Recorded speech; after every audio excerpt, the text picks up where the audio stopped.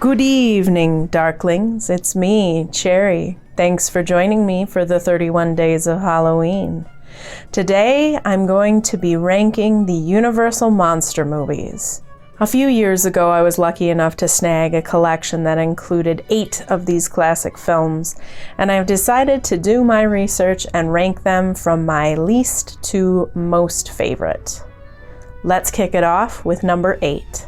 The 1943 feature Phantom of the Opera is a classic by all definitions, but it just didn't thrill me the same way the others on this list do. So that's why it's ranked number 8. The 1941 Wolfman is in the same boat as the Phantom of the Opera. While it's a solid horror film and one of the classic Universal monsters, it just didn't grab me and hold my attention and make me want to watch it again and again the way the others do. So that's why it's ranked number 7 on my list. As shocking as it may be, the 1931 feature Frankenstein has only hit my list at spot number 6. I appreciated its sequel, The Bride of Frankenstein, more than the original itself. I can't quite explain why, but we'll probably use the same reasoning that I used with the last 2 on the list. It just doesn't grab me and hold me the way that the others do. Still, however, a quality film and a classic Universal monster. Speaking of The Bride, the 1935 Bride of Frankenstein is on my list and comes in at number 5, right in front of her hubs. At first, when I was going through and ranking these movies, I thought The Bride would come in a lot higher than she did. But after rewatching them for the 400th time, I found that she just wasn't as captivating as she was at first. I appreciated the unconventional storytelling style, but it just wasn't quite good enough to push past spot number 5. The 1931 Bela Lugosi classic Dracula comes in at spot number 4. Another classic that I thought would rank higher, this film still holds up and still is one of the closest adaptations to the Stoker novel. However, it didn't have the same rewatchability and entertainment factor that the rest of the 3 on this list had. So that's why it comes in at number 4.